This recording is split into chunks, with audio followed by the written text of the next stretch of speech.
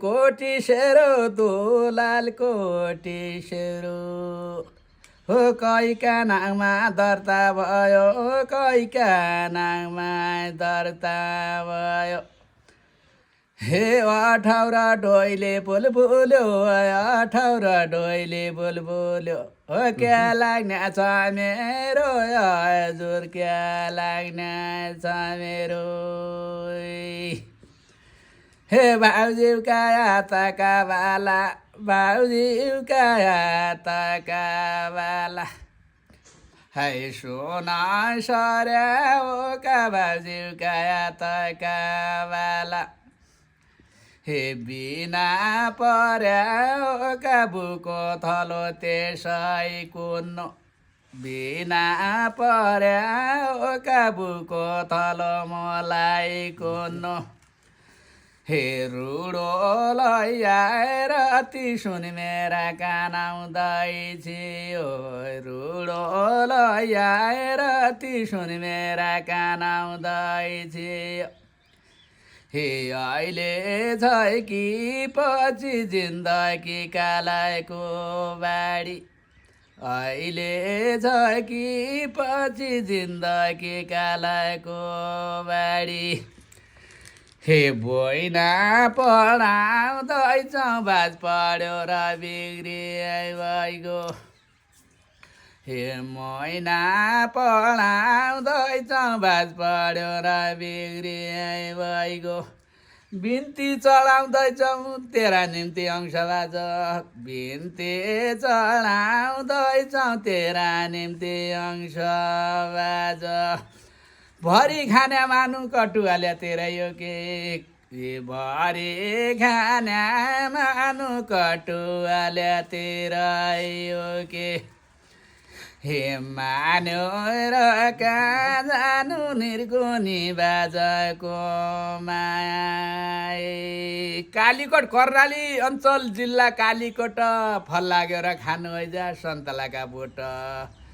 हे सन्तलाका बोट फल खाऊ के जडाइते बसाऊ हजुरको नाम चाहिँ? मेरो नाम कालीबहादुर साई वडा नाम 6 कालीबहादुर साई कुन जिल्लाको वडा नम्बर छ कता? हाम्रो वडा नाम 6 चिल्खे गाविस वडा नाम 6 चिल्खे गाविस जिल्ला कुन भन्नुभयो? जिल्ला कालीकोट कर्णाली अञ्चल कालीकोट कर्णाली अञ्चल अहिले चाहिँ के ल्याउँदै हिँड्नु भएको थियो हजुरले? अहिले हामीले हिङ शिलाजित औँठी सिग्री तिलहरी मङ्गलसूत्र छन् शिलाजित छ बिखिमा छ माझी फल छ केसर छ पुत्काको मह छ औँठी छन् सिग्री छन् सबै चिज छ जडीबुटी सबै माझी फल बिखिमा अनि यो गेस्टीको डुटो सब छ सब जडीबुटी सबै गरेर यो गाउँ गाउँमा बिर्तमण अहिले बिर्तमण बजारमा छौँ घुमेको छौँ एउटा भाइलाई यहाँ भेटाउँदाखेरिमा यो हाम्रो पश्चिमी गाना लगा भनेर हामीले लगाएका छौँ हाँसी मजा दिन काट्नुपर्ने हो यस्तै गरेर दिन काटेर अब रमाइलो गरेर फागुनतिर घरमा जाने हो अनि यो शिलाजित चाहिँ यो हाम्रो हुम्ला जुम्ला पत्थरको पसिना हो हजुर यो पत्थरको साथमा हुन्छ चैत वैशाखमा निल्कुन्छ फेरि हिउँदको सायामा पत्थरमा यो चिप्किन्छ हजुर हजुर अनि यो चैत वैशाख महिना यो धुप लाग्यो भने चुहा लागेर आउँछ पत्थरमा हाम्रो हिमाली पहाड हो हिमाली पहाडमा हुन्छ शिलाजित हुडी डिपु माला पानी राँसा हुन्छ यो शिलाजित भन्ने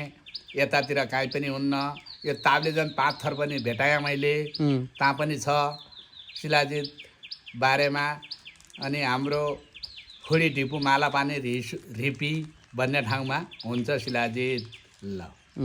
अनि यो एकचोटि ओरिजिनल डुप्लिकेट भनेर भन्छ नि कस्तो हो यसको? यो ओरिजिनल डुप्लिकेट भन्ने कस्तो हुन्छ भन्नुहुन्छ भने यो यसले तार दिएन भने नराख्नु होला कस्तो भएन भने तार यो तार आयो प्याट्टै भाँचेर तार निकाल्ने अनि गरम पानीमा हाल्दाखेरिमा स्याट्टै गल्ले कोफी जस्तो लाल हुन्छ पत्थरको पसिना भन्ने त्यही हो हिमाली पहाडमा जडीबुटी सबै जडीबुटीबाट त्यसमा आएर अनि रसनी त्यसको पहाडमा त्यसको रसनी पत्थरको रसनी हो सबै न यो हाम्रो एक चक्कमा बायाजडी सबै गुन्नाइनु सब जडीबुटी भएको ठाउँ हो त्यो ठाउँमा यो शिलाजित ढुङ्गाको चट्टानमा हुन्छ, ढुङ्गाको चट्टानबाट लिएर एकचोटि देखाइदिनुहोस् त कस्तो हुँदो रहेछ यो अब खेलाएर हामीले तपाईँले देखाउँदाखेरि फुटाएर अब हेर्नुहोस् यस्तै हुन्छ यस्तो हेर्नुहोस् तन्काएपछि यस्तो तन्कुने यस्तो अँ यस्तो हजुर अलि भाँच्यापछि भाँचिने जोड्यापछि अब यो जोडियो ट्याक्कै जोडियो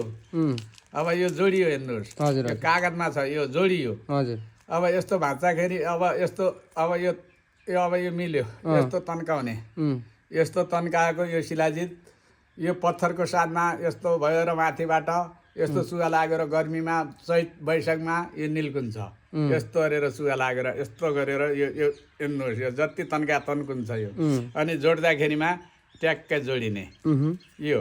अनि भाँच्दाखेरिमा अहिले भाँच्दाखेरिमा यो ट्याक्कै भाँचिने हजुर हजुर यो यो अब यस्तो भाँच्दाखेरिमा यो ठ्याक्कै भाँचिन्छ यो हजुर यो तन्काउँदाखेरिमा तन्कुन्छ तन्कियो यो गर्मीमा यो लुलो हुन्छ हेर्नुहोस् अहिले यो भाँच्दाखेरिमा ट्याक्कै 2 टुक्रा हुन्छ यो शिलाजित यो बारेमा देखाइदिनुहोस् त फुटा देखाइदिनुहोस् त तागतको लागि ट्याक्कै हुन्छ यो यस्तो गरेर ओहो यो त के यस्तो गरेर यो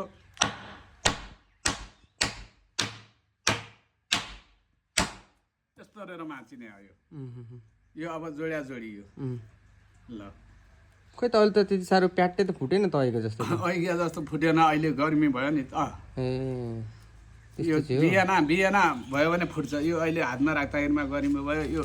यो यो फुट्छ यो हातमा राख्दाखेरिमा अलि उयो भयो यो राख्दाखेरिमा यो प्याट्टै फुट्छ यो हेर्नुहोस् यो यस्तो गरेर यो फुट्छ